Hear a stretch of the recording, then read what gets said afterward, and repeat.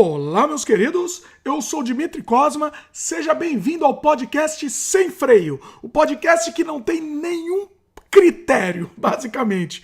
E é isso daí, vamos lá, esse é o programa número 2, ainda a gente tá formatando, estamos definindo ainda como que vai ser a linguagem e por enquanto ainda não temos convidado, mas vamos ter. Tenho fé. Por enquanto estou forever alone, mas teremos convidados. Bom, hoje no programa de hoje eu separei alguns temas pra gente conversar, algumas dicas de séries, dicas de filmes também, discutir um assunto meio polêmico pra gente conversar. E vamos lá, vamos no improviso aqui, nosso programa é sem corte. Estamos no YouTube e estamos também em outras mídias, por exemplos é bonito. Por exemplo, como no Spotify. Então, você pode nos encontrar lá digitando Sem Freio no Spotify, nos podcasts, você vai encontrar a gente lá. Inclusive, para quem tá vendo em vídeo, é essa fotinho que vocês estão vendo aí do lado, é a fotinho que você vai encontrar no Spotify.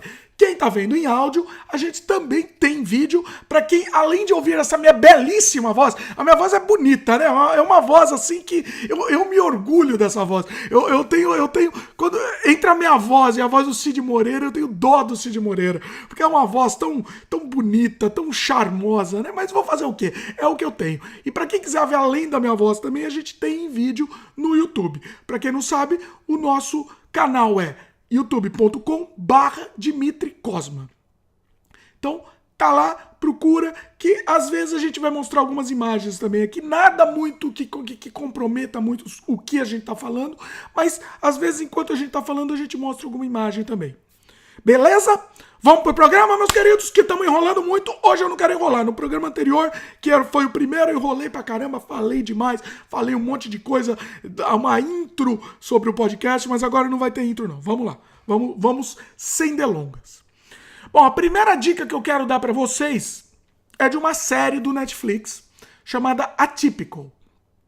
Não sei como é que chama em português, vocês me desculpem, mas é uma série muito, assim, ela é ao mesmo tempo realista e não exagerada e divertida e é muito simpática, uma série muito simpática, eu gostei muito e de repente até ajuda um pouco algumas pessoas a terem mais empatia e entenderem mais as outras pessoas. Bom, a série é basicamente sobre o Sam, que é um moleque autista. Tá? Ele é um adolescente autista e a família dele, né? Ele tem uma irmã mais velha que cuida, né? Na verdade, acho que ela é mais nova, né? Ela é mais nova, mas parece mais velha, porque ela cuida dele, sei lá. Tem esse lance.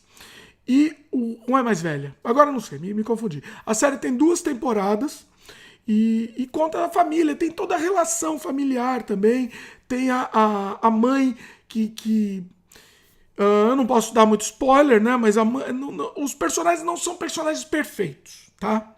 E não são personagens que a gente está acostumado a ver nas séries habituais, assim. Os personagens, eles são meio falhos, eles são humanos. É isso que eu gosto muito dessa série. É a humanidade que eles têm. E ela serve pra gente perceber um pouco, né, entender um pouco a vida do menino que é autista, a vida de um autista mesmo, como funciona, né? Ela meio que entre aspas, tá, emula um autismo, assim. A gente sente o desespero que o menino, por exemplo, sente. Ele não pode, por exemplo, frequentar lugares muito cheios, né? Então, em lugares muito cheios, ele começa a ficar overwhelming. Qual é a palavra em português? Ele começa a ficar... A cabeça dele começa a ter muita informação e buga, né? Ele acaba bugando. E a gente vê isso, entende isso. É muito bacana. Tem personagens secundários também muito interessantes, que a gente se afeiçoa mesmo a esses personagens. É quase uma novelinha, mas é uma novelinha bem feita e uma novelinha simpática. Você vai curtir, você vai gostar, porque é uma série engraçadinha, simpática. Não, esse lance do autismo não é tratado com muita fleuma, bonita palavra, né? Com muita como é que eu vou dizer? Não é tratado com muitas pompa e circunstância. É um assunto normal. Simplesmente ele tem esse autismo. E ele vive com isso, né? E a família dele também vive, e os amigos, os círculos de amizade convivem com isso. A atriz que faz a mãe, ela era muito famosa nos anos 80.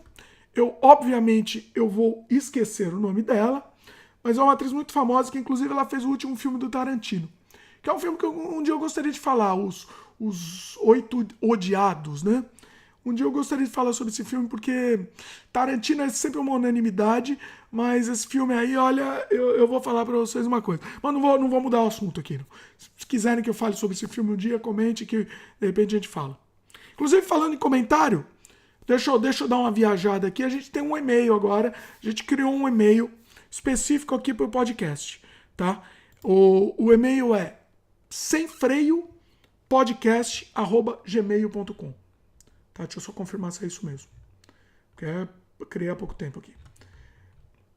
É isso mesmo. Sem freio podcast, tudo junto, @gmail.com. Não tenho tudo junto no nome, não. É escrito tudo junto. Sem freio podcast, @gmail.com. Vamos voltar para o assunto.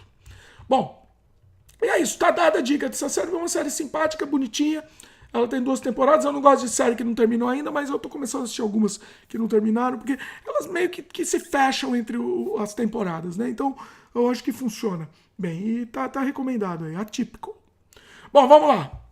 Agora, a próxima dica que eu quero dar, não sei se é dica, mas vamos fazer um comentário que eu quero falar sobre ele. É o filme Suspiria, o remake do filme de Dario Argento, que tá dando o que falar, né? Ele tá dando o que falar, muita gente gosta, muita gente não gosta, ele tá tendo as opiniões bem divididas, e eu acho que é interessante a gente comentar sobre isso. Basicamente é um remake de um filme dos anos 70, dirigido pelo Dario Argento, que era um filme com um enredo simples. O filme original ele tem um enredo simples, mas ele é muito bonito, ele é muito atrativo ao olhar, né? A gente sente impelido a assistir mais aquele filme estranho. Uma trilha sonora maravilhosa também, do original. Eu tô comentando do original, tá? Pra quem não sabe. E é um dos meus filmes favoritos, assim. As cores, é muito bonito, é tudo muito bonito. E esse filme é um remake produzido pela Amazon. Bom, eu não falei de sinopse do original, né? Eu sou muito, acabo viajando muito na conversa. Bom, ele se trata de uma escola de dança, que uma menina vai numa escola de dança, e lá começam a ter fatos bizarros, estranhos. Eu não vou entregar spoiler, porque não tem muito segredo. Não é um filme que se prende pelo segredo. Ele é um filme que se prende pela estética. Então, assim, ela vai nessa escola de dança e descobre que são bruxas, né? Uma escola administrada por bruxas. Isso no filme original dos anos 70. E o filme novo tenta trazer essa roupagem para uma linguagem atual entre aspas, porque o filme também se passa, se eu não me engano, nos anos 60 ou 70, né? Ele se passa na Alemanha, em frente ao muro. A escola de dança fica em frente ao muro de Berlim. Então é muito interessante porque ele dá uma roupagem histórica, uma roupagem política ao filme que originalmente não tinha essa roupagem política. Bom, primeira coisa, quando eu ouvi falar do remake de Suspiria, eu falei, não, eles vão fazer uma coisa comercial, bestinha, como tudo que fazem hoje em dia, né? Então, assim, eu não vou nem assistir isso daí, porque vai ser tranqueira, estragar do mesmo jeito que estragaram, sei lá, Poltergeist. Bom, Poltergeist original já era um filminho comercial também, né? Mas, sei lá, ele tava dentro da nossa infância, era um filme de infância pra mim, o Poltergeist. Enfim, eu achei que eles iam estragar. Eu achei que o que eles iam fazer era deixar um filme que era um filme estranho, mais ou menos comercial. Ele era mais ou menos comercial, mesmo sendo estranho, mesmo tendo aquelas imagens belíssimas, ele era estranho. Eu falei, não, eles vão estragar, eles vão conseguir deixar o feijão com arroz de sempre. Me surpreendi positivamente nesse aspecto, porque o filme é inacreditavelmente não comercial. O filme consegue ser tudo, ser o que você quiser chamar o filme. Menos de comercial.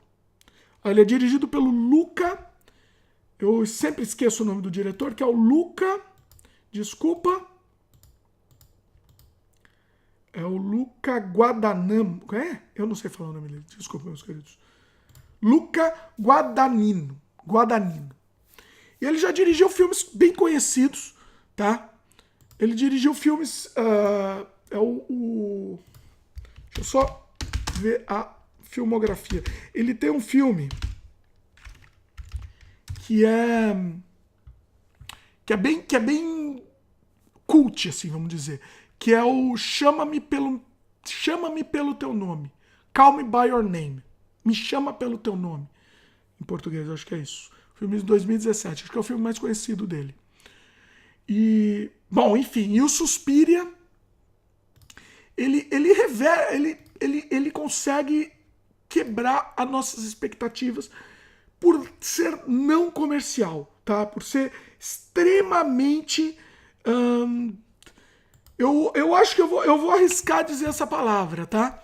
Ele é um filme difícil, tá? Ele é um filme difícil de ser assistido. Ele é lento, bem lento. Ele, em alguns momentos, ele é confuso. Os personagens, nomes, você vai se confundir um pouco se você não prestar bastante atenção. Ele é longo demais. Ele tem 2h30, se eu não me engano. Ele é bizarro em alguns momentos. Bem bizarro. Mas eu arrisco a dizer que eu não sei se eu gostei do filme. Essa é basicamente, resumindo o que eu digo é isso. Eu não sei se eu gostei. Em alguns momentos eu achei ele muito interessante. Em alguns momentos eu achei ele tedioso, enfadonho. Mas é um filme que merece ser visto. Mesmo eu não sabendo se eu gostei, eu acho que ele deve ser visto. Tá? Ele tem cenas, algumas das cenas são inesquecíveis. Tá? E algumas das cenas são muito bonitas, inclusive. São muito bonitas.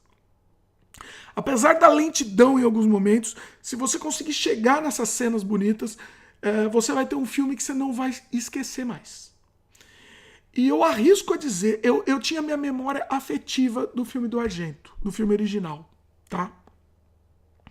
O que acontece? Pra mim, eu começando a assistir esse filme, eu falei, não, ele não consegue, não chega aos pés do filme do Argento, né? Não chega.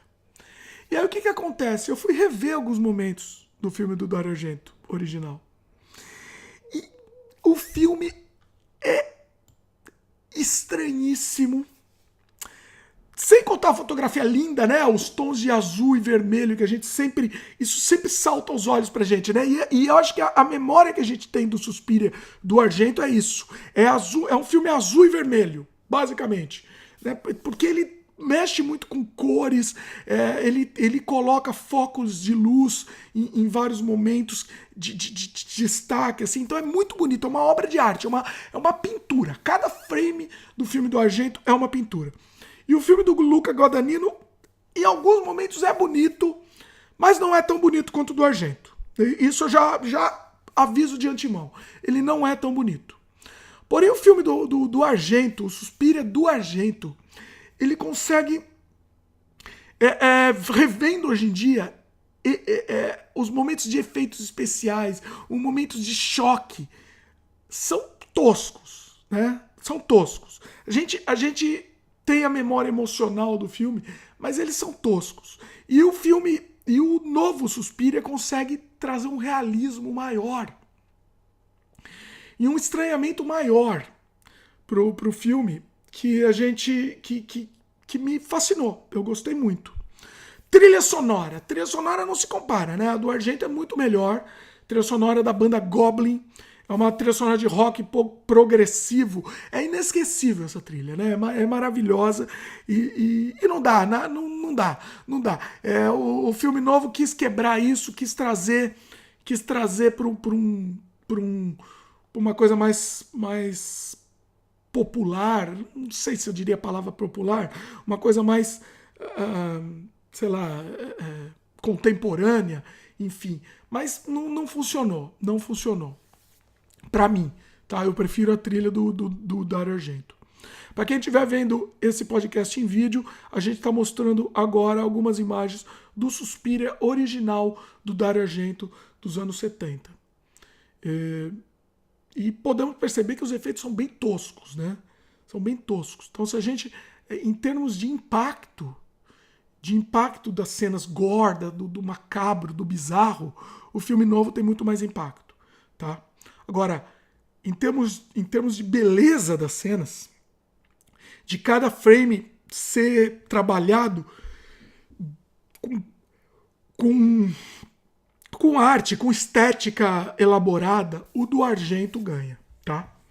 Uma coisa interessante, a atriz original do filme do Argento, ela faz uma participação no filme novo também, no remake. É a Jessica Harper. Então ela era a atriz principal e no filme novo ela faz uma ponta, né? Eu diria que é uma ponta que ela aparece. O que mais que eu posso dizer do filme sem entregar spoilers, tá? Sem entregar spoilers. A cena final do filme é incrível, tá? É incrível. A sequência final, né? A sequência gore final é incrível. Ela vai ficar na nossa cabeça. Ela tem problemas, ela não é perfeita. Mas ela fica na nossa cabeça. Ela é bonita, esteticamente bonita. Mas, como eu falei, é um filme confuso. Você não vai assistir ele tanto pela história. Eu vi algumas críticas, li algumas críticas falando sobre o feminismo que o filme quer mostrar. O filme é um discurso feminista. Eu estou fazendo aspas com o dedo, para quem não está vendo. É um discurso feminista. O elenco é só o elenco feminino. Não é, tem algumas pessoas, alguns homens também no elenco. Mas é um elenco majoritariamente feminino, né? É um matriarcado, né? Podemos dizer também que é um matriarcado, representa um matriarcado, difícil a palavra, o filme representa. Mas eu não diria que é isso, não. Eu não vi tanto isso, não. As pessoas querem forçar um pouco o discurso para fortalecer, sei lá, seus ideais, suas crenças. Eu sou a favor, né, de algumas coisas que dizem nesse discurso, mas, sei lá, eu acho que às vezes forçam um pouco demais. O filme ele faz parte da trilogia das mães do Argento, tá? Que é a mãe Lágrima, Mother Lacrimaram, tem uma outra que eu não lembro, e a Suspiraram, que se trata, que mostra o Suspiria, né? Inclusive o Luca Guadagnino ele pensa em fazer uma sequência do filme. Quem sabe ele consiga, né? O filme ele fez dinheiro, apesar de não ter feito uma fortuna, ele fez dinheiro, ele se pagou, então talvez renda aí uma sequência, né? Gostei muito, como eu falei, gostei muito de algumas cenas bizarras, são poucas, tá? Pouquíssimas. O filme é mais enfadonho do que belo, curioso, porque ele é lento, tá? Ele é lento. Eu gosto muito de filme surrealista. O filme é bem surrealista também, viu? Ele tem bastante sequências surrealistas. Eu gosto bastante de filme surrealista. Mas o problema é que eu não gosto de filme lento. Para mim, o filme deve ser surrealista, tá? Deve ser estranho, deve trazer estranheza pra gente, mas ele não pode ser lento, ele tem que ser dinâmico. E eu vou confessar pra vocês, eu tive que assistir esse filme em 3 vezes. Eu assisti ele pela Amazon Prime e eu tive que assistir ele em 3 vezes. Eu não consegui assistir ele uma vez só. Eu dormi 2 vezes e a terceira eu consegui ir até o fim. Sinceramente, sim, ele não me prendeu tanto quanto eu gostaria. A minha expectativa depois de saber que o filme não era tão comercial era maior. E o filme me perdeu em muitos momentos. As sequências de dança, para quem gosta de dança, é legal. Eu não sou um adepto, não gosto muito. Então eu também achei que foram longas demais. Tá? Tem uma sequência de dança duas sequências de dança que até são, pelo que elas mostram duas cenas ao mesmo tempo. Cenas violentas. Elas intercalam a cena de dança com cenas violentas ao mesmo tempo. Então a primeira é uma cena de morte que mistura uma cena de dança intercalando com uma cena de morte, que é bem bizarra. Gostei bastante, provavelmente vocês vão ficar com essa cena para sempre. Isso daí vai guardar, vai ficar na memória de vocês. Então quando vocês lembrarem desse filme, provavelmente vocês vão ter essa cena de morte na cabeça. Enquanto tá passando uma dança, tem uma cena de morte muito bizarra, muito grotesca. Acho que a palavra para essa cena de morte é grotesca. Eu não posso falar muito, mas é interessante, é interessante. E tem também mais pro final do filme, tem uma outra cena de dança que intercala um pouco de violência, mas é pouca coisa. E é uma dança também grande, comprida. Eu ouvi falar que essa dança, inclusive, é uma dança conhecida, era de uma coreógrafa conhecida, Volkan. O nome da dança é Volkan, né? Pessoas. Folk, né? Em alemão. O filme tem muita coisa em alemão, muitos diálogos em alemão. Ele mistura bastante os diálogos. E essa dança aí, Folken, eu achei que é interessante. Para quem gosta de dança, eu acho que vai curtir. Né?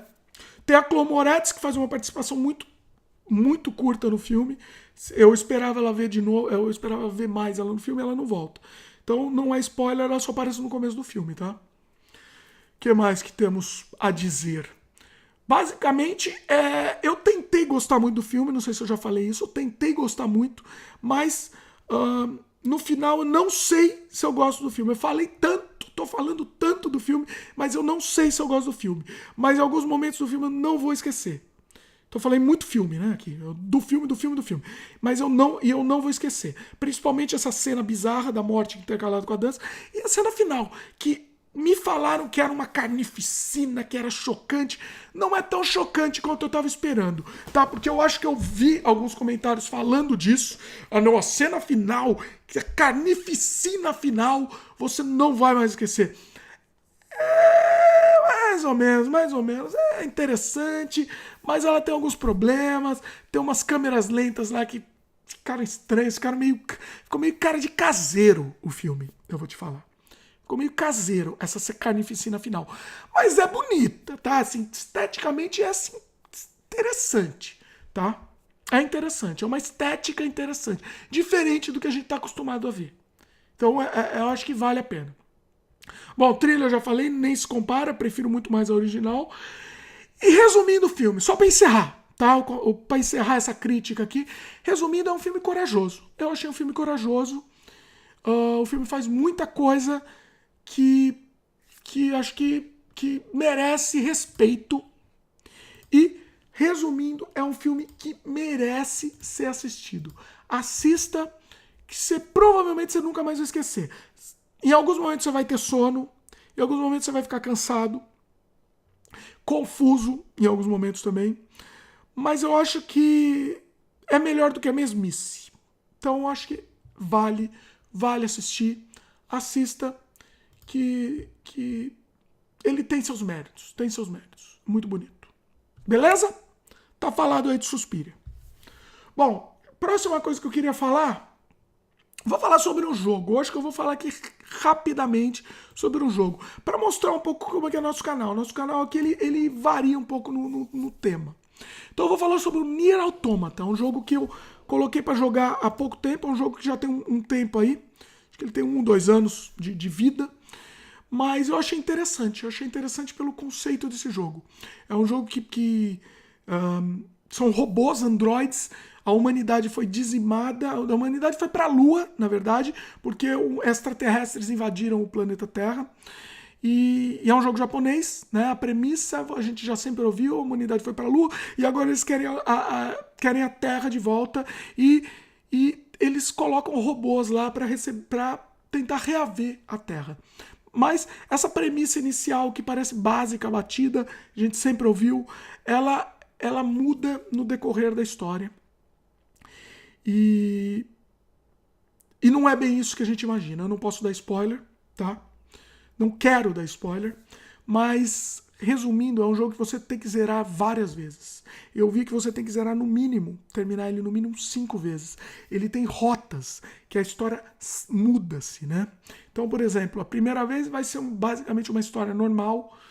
Você tá fazendo o personagem, você faz o papel da personagem 2B, 2B, que aí é um trocadilho, né, que vocês estão vendo aí, 2B, to be, ser ou não ser, né, to be or not to be. E ela tem um ajudante, é o 9S, que é um outro robô lá, um outro androide.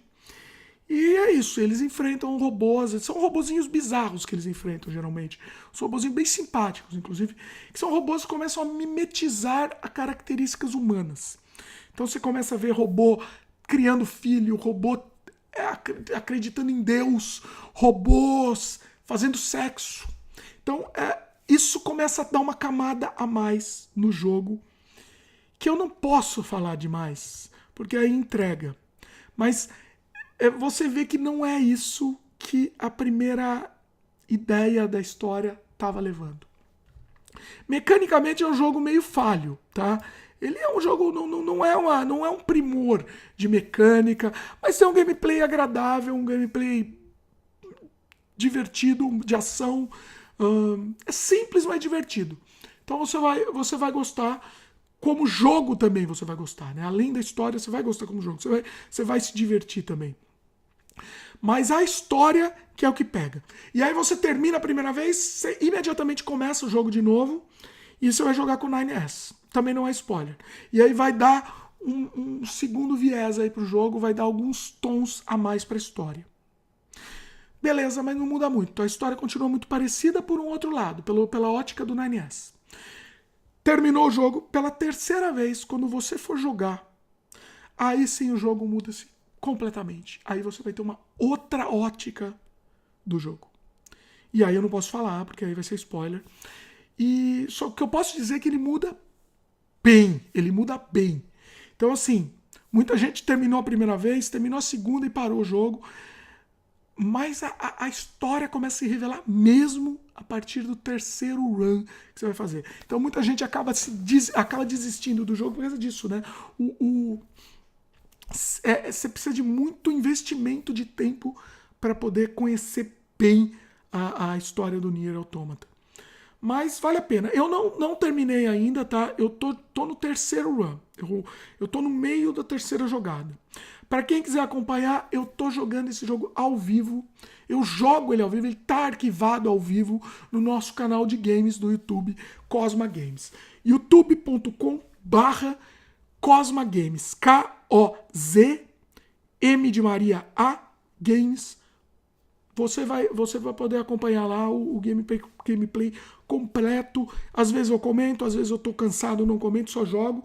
Mas acho que vale a pena. Vale a pena você dar uma olhada, porque é um jogo que tem um diferencial, tá? Não cai na mesmice. É um jogo que tem alguma coisa, tem uma mensagem a dizer. O criador do jogo é um cara meio bem maluco, Yoko Taro. É um cara que só aparece com uma máscara. Que, inclusive a máscara desse personagem aparece no jogo. Uma máscara de uma bolinha assim. Uma bola, a cabeça é uma bola dando risadinha. Bem bizarro. Então eu gosto bastante. Bizarrice sempre estamos aí. Bizarrice, estamos aí, meus queridos. É isso, tá dado o recado aí de jogo. Nier Automata. Vale a pena. Você gosta de jogo, conheça, porque é um jogo, tem diferencial, tá? Tem algo mais aí que você vai se interessar. Bom, próxima dica, vou dar uma dica de uma coisa tosca agora. Dei dica de coisas boas, agora eu quero dar uma dica de uma coisa tosca, uma coisa ruim. Porque tá todo mundo falando disso daí, e eu quero falar também, tá? É a série Flint, do Netflix. Eu não sei como seria a tradução para Flint, eu não sei como estão traduzindo para português. Mas se você procurar no Netflix, você vai encontrar aí Flint. Seria assim, eu não sei nem o nome disso em português, mas seria aquele sustinho que você dá. Sabe quando você tá vendo uma coisa, aí você toma um susto, você dá outro, afasta a cara, assim, né? Dá aquele pulinho, basicamente. Um pulinho, vamos dizer. Seria a tradução para Flint. Se alguém souber o nome aí, comente o nome em português, porque eu não sei. Basicamente é uma série que tem um torture porn no Netflix. E o que acontece? Eu só quero comentar porque, assim, é um reality show de torture porn. Então, basicamente, você tá vendo um monte de gente ser torturada. E enquanto a pessoa está sendo torturada, ela não pode dar esse pulinho aí, que é conhecido em inglês como Flint, que é esse sustinho, né?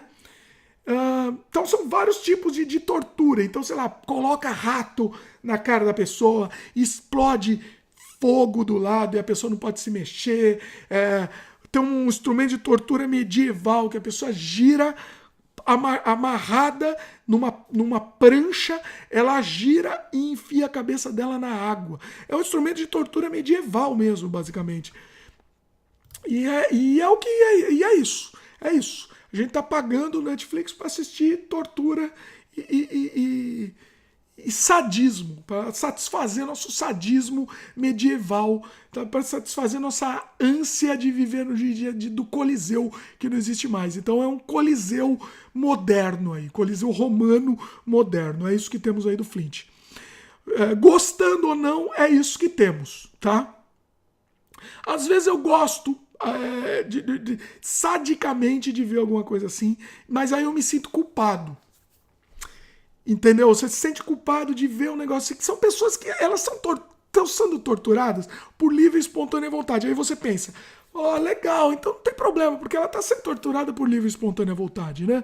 Ela assinou lá um tratado dizendo, vou ser torturado, então isso está me dando a chancela para assistir. Mas aí eu comecei a ver um monte de matéria repetindo aqui o show Flint divide a audiência.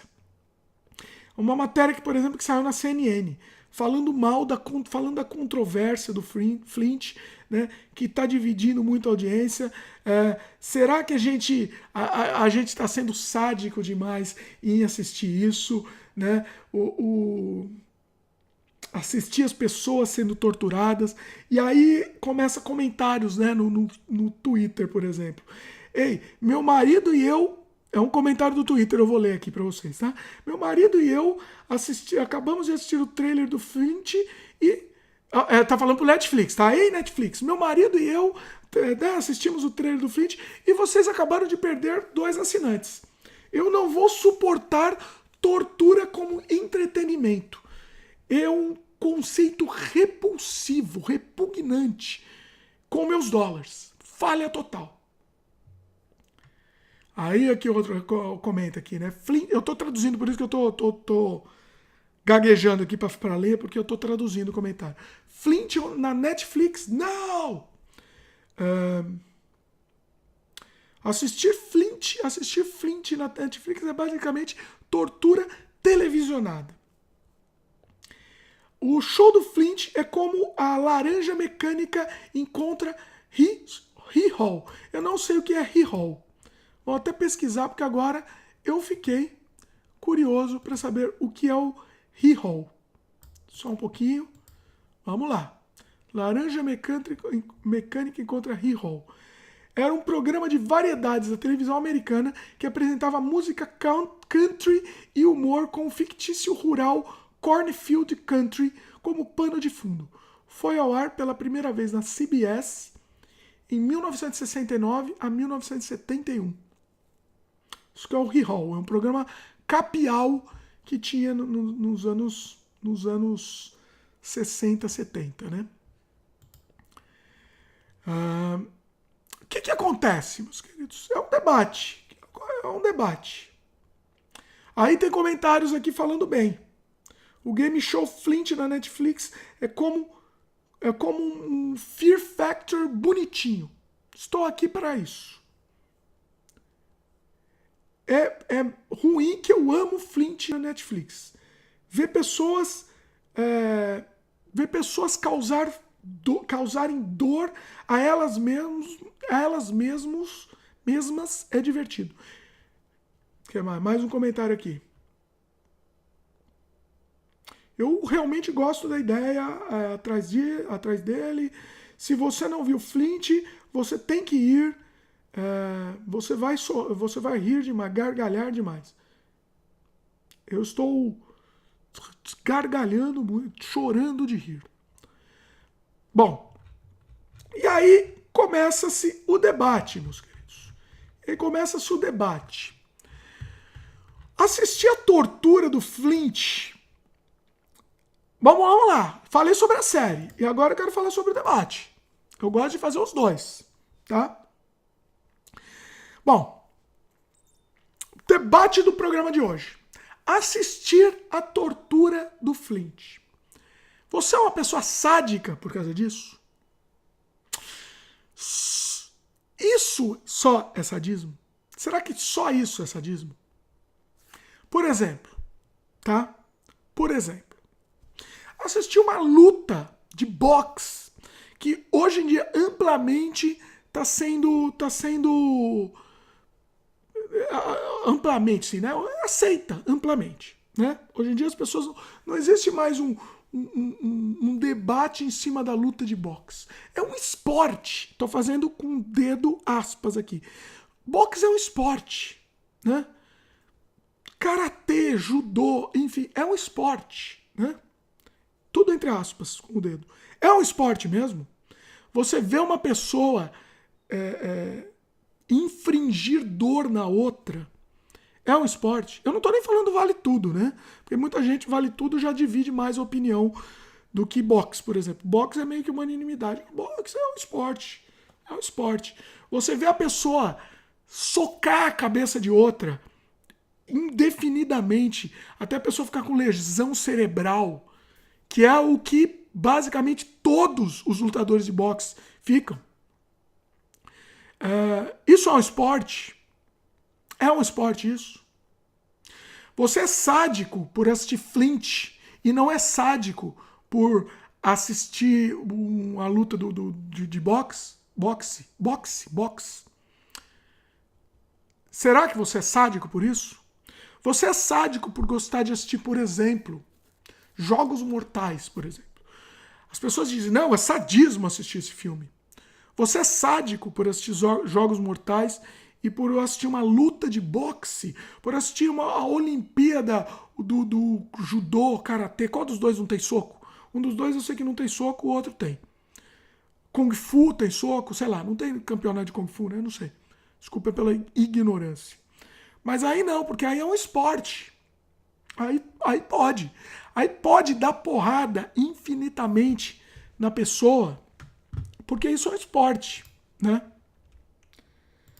O que é o sadismo? Qual é o limite do sadismo? Eu não estou julgando, tá? Eu não estou julgando. Mas é esporte mesmo? É esporte? Você, por exemplo, ia assistir um jogo de rock, que é chato pra cacete. Me desculpa, mas não existe coisa mais chata no mundo que assistir um jogo de rock. Por acaso, a pessoa vai só pra assistir o jogo de rock ou ela vai pra assistir a luta? Porque tem luta.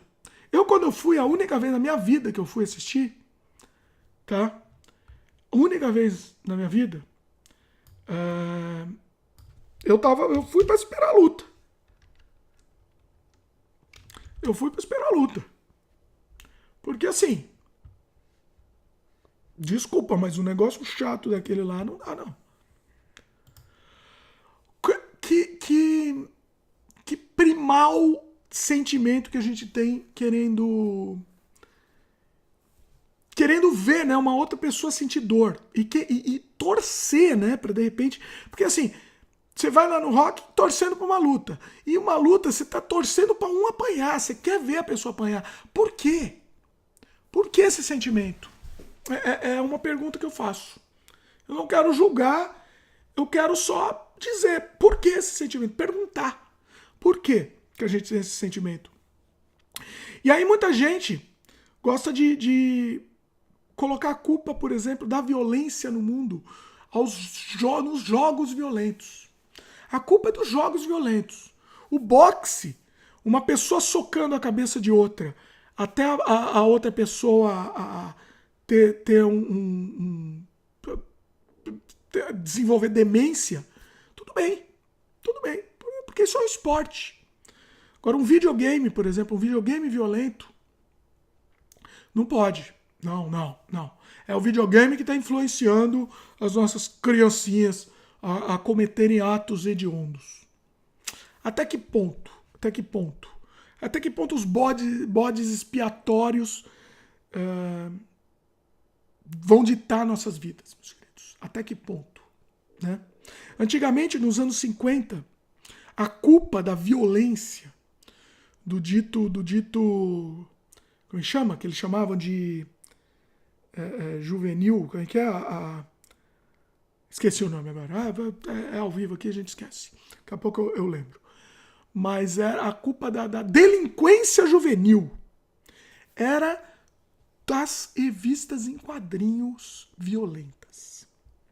Era das revistas da EC Comics, por exemplo. Tales from the Crypt. E toda a série da EC Comics, por exemplo, tá? Era dos quadrinhos. A violência, a culpa da delinquência juvenil eram dos quadrinhos. E houve uma caça às bruxas. Criaram um código de ética, Comic Code, e acabaram com todas as revistas em quadrinhos que entre aspas, estou fazendo com os dedos, pregavam a violência. E o que aconteceu? Ficou exatamente o que eles queriam, tá? Ficaram as revistas de super-herói, que eram as histórias que pregavam a alienação, né? Até hoje em dia também, super-herói prega a alienação.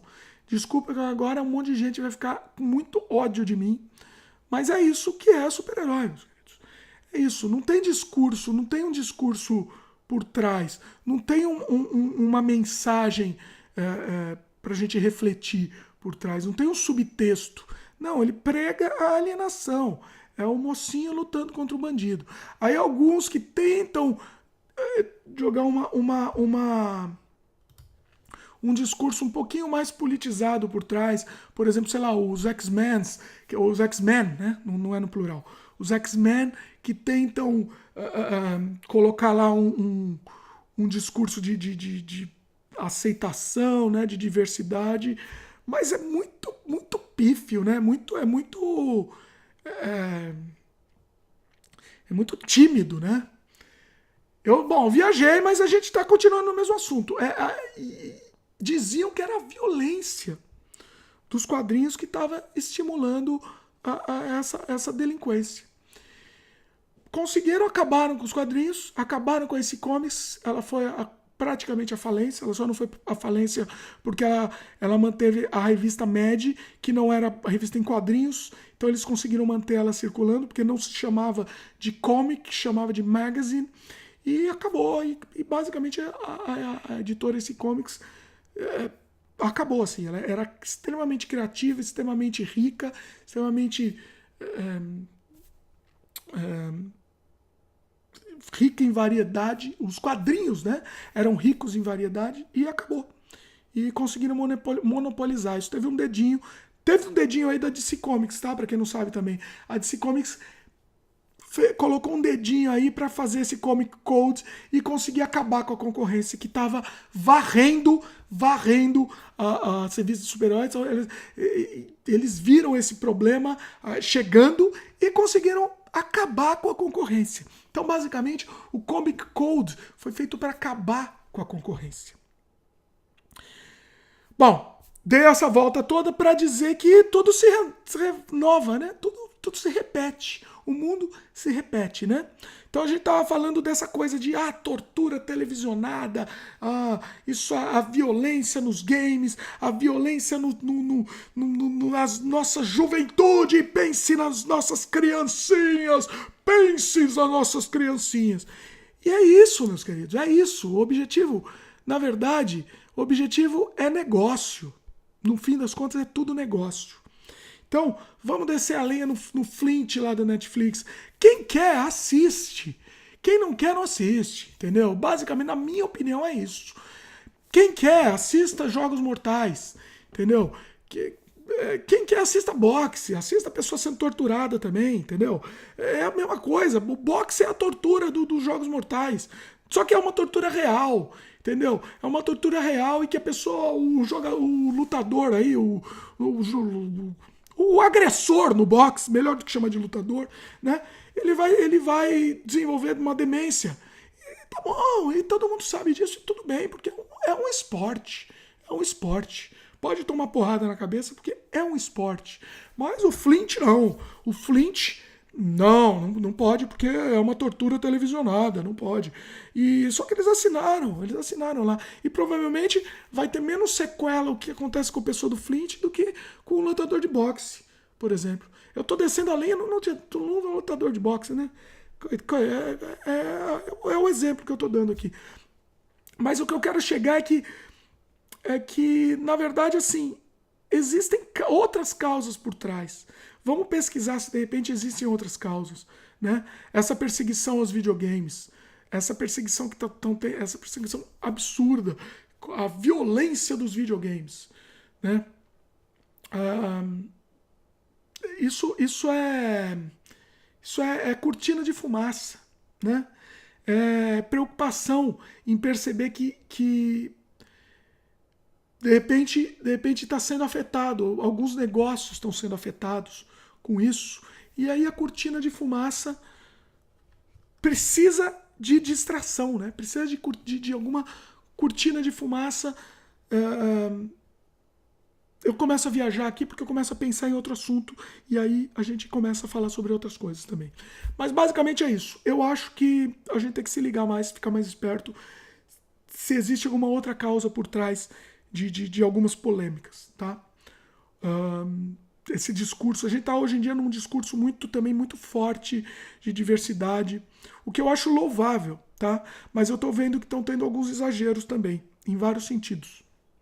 O Suspiria, que a gente já falou por trás, já comentei, estão tendo alguns exageros, falando que o filme é um libelo, bonita palavra, a pró-diversidade, pró-feminismo. E eu não enxerguei isso no filme. Tem alguns pontos, podem ter alguns pontos. Algumas ideias interessantes tratadas no filme? Tem, sim, eu vi isso.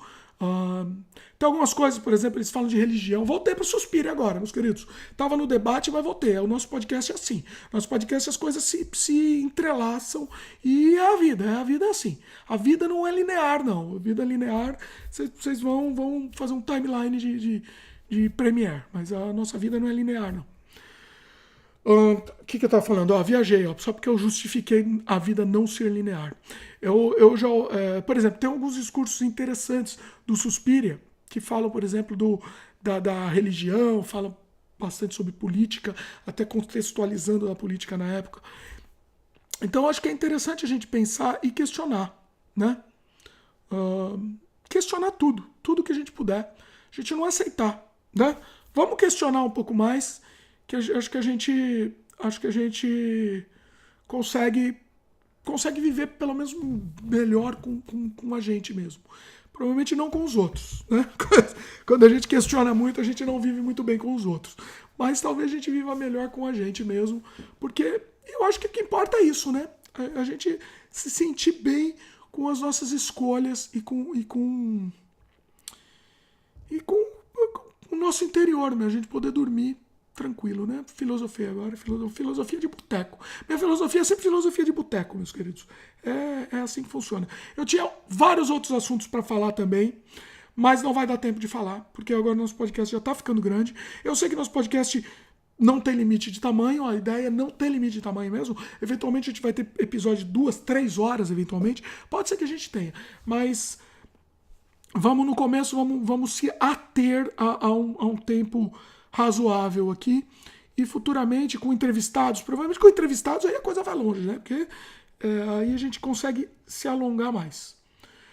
Eu tinha um outro assunto que eu tinha anotado para falar também, mas eu vou deixar para o próximo, tá? Vou deixar para o próximo episódio, porque eu acho que é um assunto, eu acho que tem a ver, então eu vou falar. Eu vou falar então, meus queridos, porque eu acho que tem a ver com tudo. Tudo se conecta agora. Tudo se conecta. Olha como é a vida. O que é a vida? é o princípio da morte, diria José Mojica. Mas tudo se conecta e eu vou filosofar de novo aqui. Eu vou filosofar de novo, ou não? Sim ou não? Sim ou não? Eu ia falar sobre o filme do Ted Bundy, que tá no Netflix. Eu assisti o filme e eu tenho uma opinião bem focada sobre o filme. Mas eu acho que vamos deixar para o próximo episódio, meus queridos. Acho que a gente vai deixar para o próximo episódio, porque eu acho que ficou grande demais. Beleza? Bom, quer escrever pra gente? Escreve aí. Sem freio podcast @gmail.com. Sem freio podcast é tudo junto, tá? Sem freio podcast @gmail.com. De repente a gente começa a ler uma sessão de cartas aqui no programa. De repente, se vocês participarem e fizerem comentários pertinentes ou não pertinentes, pode falar o que quiser, que a gente, de repente, a gente inicia uma sessão também de cartas aqui, de mensagens. Eu acho que vale a pena, é uma forma legal da gente interagir também. Beleza, meus queridos? Então o Ted Bundy vai ficar pro próximo programa mesmo, porque além desse assunto da violência, da glamourização da violência, a gente tem outros assuntos também que o Ted Bundy vão suscitar. Então eu acho que é melhor a gente deixar pro próximo episódio mesmo. Beleza? Bom, vamos terminar então aqui com a frase do dia. Tem um pouco a ver com o que a gente falou? Tem um pouquinho. Não tem muito, mas tem. Prefiro jogar videogame no easy. De very hard já basta a vida. É isso, meus queridos. Espero que vocês tenham gostado. Participem, quero a participação de vocês. Quem estiver assistindo no YouTube, faça o comentário no próprio YouTube, que aí eu também leio também. De repente a gente lê também mesmo os comentários do YouTube. Quem quiser escrever no e-mail também, semfreiopodcast@gmail.com. Também leremos os comentários e responderemos também, na medida do possível. E é isso. E voltaremos semana que vem com mais Dimitri Cosma Sem Freio, ou Sem Freio Dimitri Cosma, ou Sem Freio Podcast, o que vocês quiserem. Repetindo, nosso podcast está disponível no Spotify e está disponível também em outras mídias, tá? Deixa eu confirmar aqui quais são as mídias que o nosso podcast está disponível. Porque a gente tem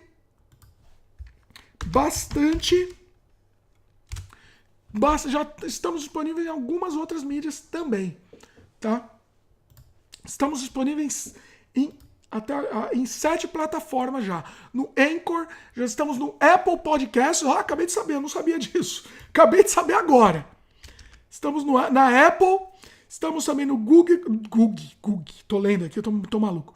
Estamos também no Google Podcasts, no Spotify, no Breaker, no Pocket Casts e no Radio Public. Então estamos disponíveis em vários lugares aí, para onde vocês quiserem, para onde vocês forem, tá lá o Sem Freio, pra gente falar besteira aqui, gaguejar e viajar aqui. Minha dislexia vai pro espaço, porque começo a falar de um assunto, vou para outro, e agora já tô indo para outro, inclusive, mas é isso, vamos registrar aqui e é a vida, meus queridos. Vamos lá, Sem Freio, espero que vocês tenham gostado.